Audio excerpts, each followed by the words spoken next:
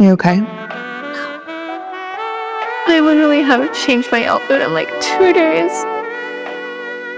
I'm sick of it! I just can't get it together today.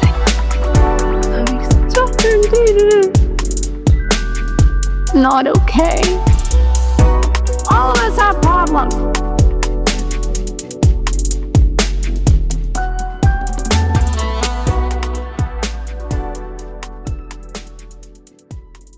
Hey, welcome into It's Okay, the podcast. Happy Friday, my friends.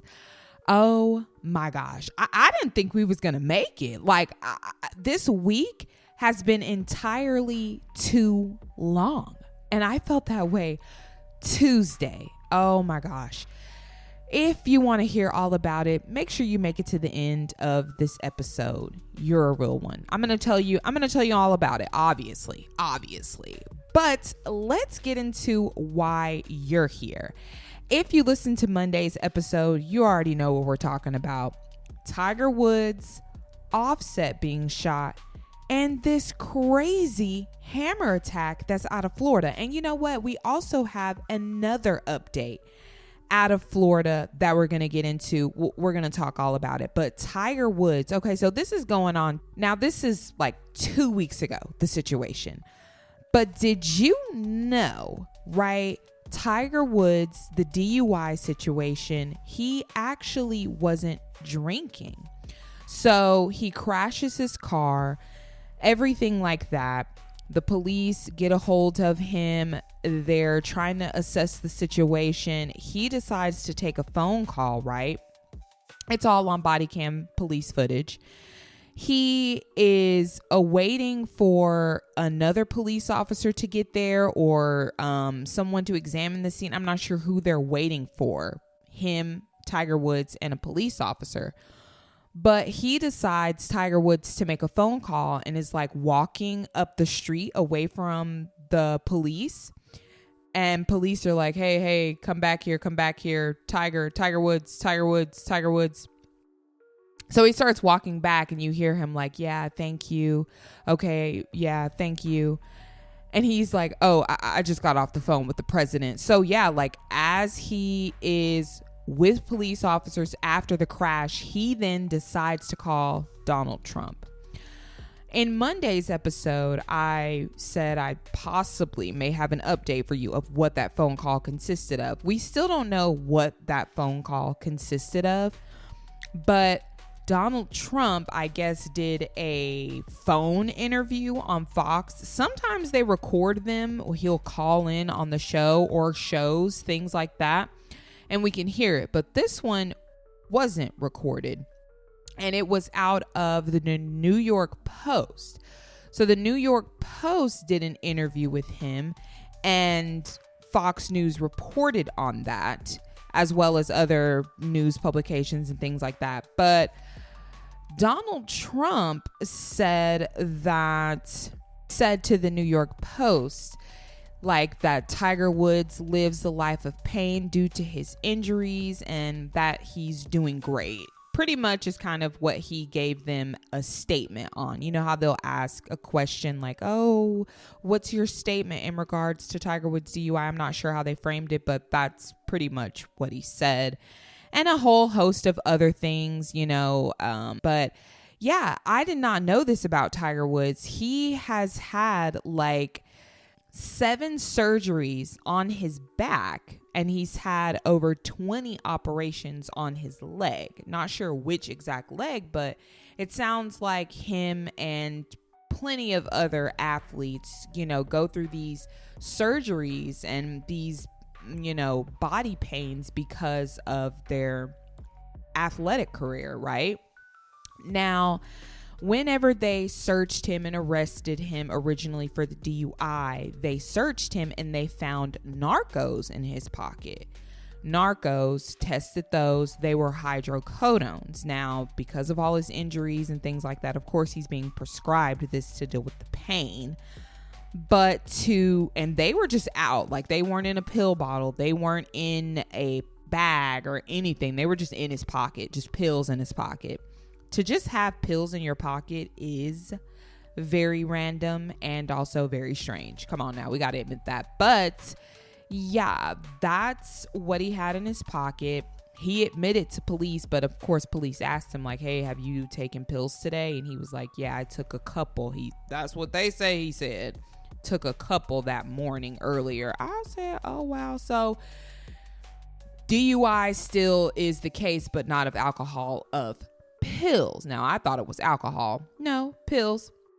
So I don't know if he dazed off, zoned out, and like crashed his car. Yeah, it was on its side in the middle of the road. How on earth that occurs is just wild. So he definitely must have been zoned out. But these are things that I'm finding out about Tiger Woods that I just wasn't aware of. He had like a bad crash back in 2021. I don't know if he was off the pills or if he was drunk, but it was a very, very bad crash to the point of where it was made notable amongst various news reports and different things like that.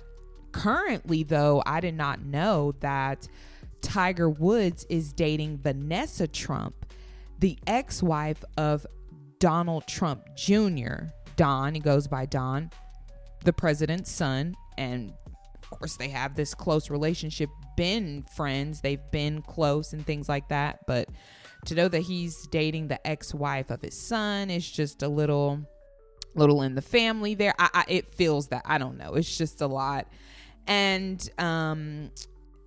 because he, was high off the pills, he did test negative for alcohol. So to find that out was very, very surreal in a sense. I don't even know. But he's come out here since the crash and everything, and he made a statement pretty much saying that he's going to be stepping away for some time, and he knows that it's serious. But the charges of the DUI brought against him, he pled not guilty to those. He's of course going to go through the court system because of this and everything like that, the pills being found on him, but he pled not guilty to the DUI. And that is pretty much what you've got going on with the DUI in Florida. I just thought it was very, very shocking to hear about. I hadn't heard about his 2021 crash and not that aware of who Tiger Woods is outside of golf and like what he does and what he doesn't do. I remember that whole thing about him being with the white wife and she like smashed his car window or something like that. I remember that being a crazy news headline. But after that, like, I don't know, he fell off the radar in my news bubble. I hadn't heard anything about him. So to hear all of this was, it was just shocking to me to know that he actually carries this stereotype around him of being involved with drugs and alcohol and having these addictions. And I think he's been to other rehab centers. It sounds like that's what he's going to be doing now. I heard a report that he is actually not even in America currently. He's in a whole other country seeking treatment. I don't know how true those statements are, but that is what Tiger Woods has going on in his life. And I just think it's so surreal. You know, we've discussed in previous episodes about addiction and alcoholism, and I've told my own sober story in regards to this. I have a DUI, but it was for alcohol, not pills. And it's very, very surreal to think about. I am just still very shocked. And also to hear that, yes, he's this famous golfer, but to hear he didn't necessarily have like this great childhood. His childhood wasn't like the rest of what we had as children, where we played outside and made mud pies and hung out with the neighborhood kids and, be home before dark, but they just let you run rampant until it's dark. You better be back home. Like, he was honed in on his golf career, and his father was very forceful with him in that golf career situation, is to my knowledge. But I would have never known that. I don't know what Tiger Woods even looks like as a kid. What did he look like as a kid? I'll have to research up those photos. Like, what was it like for him for real? Don't really know. But to hear all of that was just very crazy. We all just live such different lives, but are experiencing and going through very much similar things. Very crazy. One thing I don't have any similarities to, though, however, is the shooting of Offset, Cardi B's ex-husband. It's funny that we can call him that now. Like, it's not even just, Offset from the Migos. It's like Offset from the Migos, Cardi B's ex-husband, all that craziness. We'll get into that another day. I was listening into their relationship drama, but then I just tuned out because I was like, okay, whatever. But yeah, still in Florida here at the Hard Rock Casino. I didn't even know there was a Hollywood, Florida, a city in Florida called Hollywood. I've never been there, didn't even know it existed, but that's where the Hard Rock Casino is at. And this is where Offset got shot up at. So the footage that we're seeing on social media, we're not seeing any like Hard Rock Casino security cam casino footage. We're seeing like footage someone's recording from their phone. Who is the person recording from their phone or whatever? Don't know. And we just see him walking, and then there's another clip of like all this chaos, police cars and police lights and like police on top of people and all type of crazy stuff. This situation actually makes no sense as I'm researching it. There's really no real updates on the situation. We're finding out that the rapper Lil TJ was involved. Now, the rapper Lil TJ, unless there's like a couple of them, which I'm sure that there are, I thought that guy was in jail. That was as of like 2020 or 2021. You remember like the guy who was rapping in his song that he shot someone, and that was used as evidence of a murder that he was implicated in some such. I don't even know if that's the right person. I'm not sure. The person who was coming out of the courts after being arrested but making bond, Lil TJ, I mean, he looks different, but the other person like looked really younger. So, I mean, he may have grown up. I don't know. I don't know.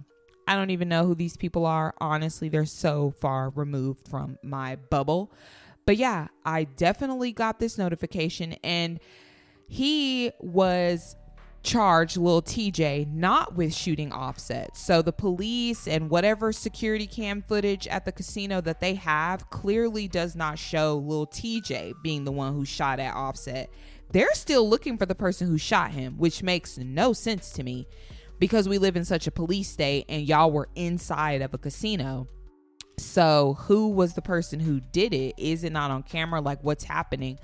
But Lil TJ was there during the situation. He was charged with the misdemeanor of disorderly conduct for fighting before the shooting happened, but was not charged with the shooting. So apparently they don't actually see him being the one who shot Offset, but it doesn't make no sense. And then there was like a post that Offset made on Monday. This is like after the shooting on Instagram, and was like, "You ain't bust nothing." And I don't know if he was commenting on Lil TJ's post or what that was even all about, but clearly they're still looking for the person who shot Offset. I don't know if he is out now. I think he's out. There was like a report of him outside of the hospital smoking a cigarette while still receiving treatment, but I don't know if he has since left the hospital, the Memorial Regional Hospital in Florida. But yeah, I just thought that was all very strange. I'm like, what on earth is going on? And it's like, you hear about, I don't know. I feel like, to my knowledge, I haven't heard of like a rapper shooting in quite a while. The one that we know about as of recently, you have not Offset, but you've got Takeoff. Takeoff was fatally wounded and did die from being shot at. And I don't even remember or know who was arrested for shooting him and how that all took place. Was it like a hater, or was it another rapper, or what it was about? And then you've got young Dolph. He was shot. I think, yeah, the one that I'm aware of that was the biggest one, the last one was, I think it was Takeoff. Yeah, but rappers beefing with rappers has always been a thing, but I don't know, to my knowledge, I never hear about rappers like shooting other rappers, aside from you got Tory Lanez who shot Meg inside of the car. That whole situation was very, very crazy. Those are rappers shooting rappers, I guess you could say. Whatever genre is Tory Lanez in, because he kind of sings and raps in a sense. Anyway, I don't know. That whole thing though with Offset is very, very crazy. I still think there are going to be more questions to be made, but out of Hollywood, Florida, they are still looking for who shot Offset. Now look, the reportings of the man who beat the woman to death with a hammer outside of a gas station is so wild to me. I can't even believe. So I heard about this reporting on Tim Pool's podcast, and then he showed Donald Trump's post about this. And I'm like, what on earth? And so I have a Truth Social. Go follow the It's Okay Pod, Truth Social, if you're on that app. I go to it just to see it for myself, the post, not necessarily the video attached, but did, of course, see the gruesome video attached, because I don't think Tim Pool showed the entire video. If he did, I'm wrong about that. I don't know. I just instantly went over to Truth Social, but it was just in such disarray. I did not expect to see that like that. This is absolutely crazy. So this man is from Haiti, comes into the country in 2020 underneath the Joe Biden administration. Wide open border. Everyone came in. We've been seeing here now recently, I don't even know if all of this was occurring during his presidency. I wasn't paying attention to things like that. All of this illegal crime by illegals. But comes into the country, right? Now, DHS says that he is no longer protected in any way, doesn't have a visa card. Like, he is here illegally. But the state of Florida, you have federal government, and then you have your local state government. State government says that he is here legally. Now the Haitian man who attacked this 52-year-old woman who was a worker at the gas station is Rolbert Joachin. Joaquin killed this woman at the Fort Myers gas station. Confessed to police he went to the gas station to specifically kill her. He was at the gas station 2 days before. I don't know what happened at that gas station. I don't know what she did, what she said, what she didn't say, what she didn't do. But this man decided that he was going to go back to that gas station and kill her. He admitted this to police. This is what the police say. The police could be lying and be like, he ain't say, and he's like, I didn't say that. I don't believe that is the case. I believe that he was mentally deranged, mentally ill, all of that, and went back there to kill her. He admits that he was banging on her car with that hammer to get her outside. This man hit her a total of 6 times with the hammer. Hit her once in the face. She instantly falls. He hits her on her side stomach area and then bashes her 4 more times strictly on the face. She is not able to defend herself with her hands. So he is quite literally beating her face in, and this woman is dead. Absolutely senseless. Did not have to happen. And I just, absolutely crazy what happened to this woman. I just can't even fathom it. I can't even fathom it. Now, like I mentioned, he came into the country underneath Biden in 2020. He was underneath a protective status. So now the Trump administration is looking to revoke 350,000 Haitians off of protective status, because apparently there's a lot of Haitians that are underneath protective status. They're trying to remove that completely. Now, the lower local courts have been blocking them from doing this, but in just 3 weeks, or it's maybe less than 3 weeks now, the Supreme Court, however, will be hearing arguments for the case on this. So I don't know if they're trying to remove these 350,000 Haitians because of this attack, or if they were already in the process of doing that. I believe they were already in the process of doing that, and I have no comments or ill wills or concerns on that at this time. But it's absolutely crazy. Absolutely crazy. And they are just transporting him so peacefully. I would be throwing this man around. I probably shouldn't be a police officer. Definitely shouldn't be, because I would definitely let my emotions get the best of me. I'm like, oh my gosh, it's so senseless. Like I said, I just cannot fathom that this happened to this woman. She's a mother, 52 years old, banging on her car. I don't know. And then the fact that he knew that was her car. So it's like, yeah, definitely watching her. He's automatically underneath the guise of charges for premeditation, because he admitted he was there 2 days earlier and went back to do this.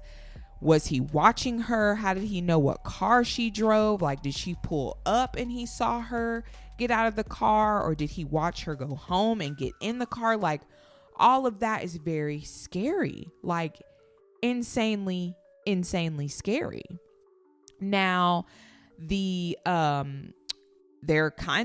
not necessarily having a speedy trial for him, but after the attack, like days later, he of course went to court for this, his charges, what he's being charged against and everything like that. Don't know what he's going to plead, or if I doubt that they're going to have a trial, because it's quite literally on video. It's pretty much just going to go through the sentencing process, I'm sure. He may or may not be deported. I'm pretty sure they're looking to deport this man. But we will see about that and how that works. But he is currently in jail in Florida. But the lead investigator in the case says that he recognizes Rolbert Joachin as a suspect in another case. So this man currently already has a file, and I don't know why he hasn't been deported already, or maybe he was already underneath protective status still in that state, and now federally they're getting involved because it's on video and it's just so gruesome. And Donald Trump tweeted about it, so I'm pretty sure that's why it's getting the notoriety that it's getting. Would we have heard about this case had he not tweeted it out? I'm not sure, but it's very crazy to see something like that. We live in just such a brutal world. We have to keep our heads on a swivel. Literally. It's like, it's so scary out there in these streets. It truly is. Now on the back end of this episode, I'm not even going to lie to you guys. I said on Monday that this is what we were going to talk about. I did not want to update about what I spoke about in Monday's episode. I just kind of wanted to leave it how it was, but I'm like, if you're going to be a authentic, genuine, hard at work podcaster, you have to do your due diligence. You're going to have to look into the updates and what happened and not just briefly speak about these things, even though I kind of briefly did, because I honestly am exhausted from this week. We had a lot of call outs at work today, people calling out. And when you have a call out, either you can cover the shift or you can't. Whenever you're a man down, everyone has to pick up the slack for that one man being down. And you have to do your work on top of others' work. And it can be a lot. And I am coming on the back end of this episode to complain a little bit. I think we deserve it. It's Friday. It's the weekend. We deserve to debrief for a second. I definitely want to hear about how your week was, because child, when I say my week was insane, had just so many tasks to do. It's the same stuff every month, honestly, every week, every month, really. But this week was it was a long one. It honestly was. And then the weekend goes by so fast and it's right back here again. But yeah, I just had some call outs at work and had to pick up extra slack. So that just was very tiresome. I had a appointment this Friday morning at 7, did that, went into work later, got off later. So that's always very annoying, but it's totally fine. It's all okay. It's totally okay. Everything's gonna be fine. Everything's gonna be okay. Even with all of this heavy stuff that we are discussing, it is gonna be okay. Yeah, I just kind of had to take a break from talking about politics because that's all a lot. But even when talking about not politics, we still end up talking about politics. The Supreme Court, federal government's getting involved with this guy who beat the woman with the hammer. But I think they might need to federally get involved because, I mean, from what it sounds like, the lead investigator is like, look, he's already been implicated in other crimes.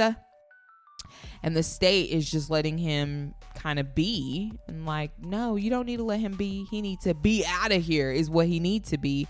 One less criminal is very, very good, I should say. But look, I am ready to enjoy my weekend, and I know you guys are ready to enjoy your weekend as well. If you made it to the end of this episode, if you made it to the end of this week, I should say work week, the weekdays, you are a real one. And remember, it's going to be okay. All of us have problems.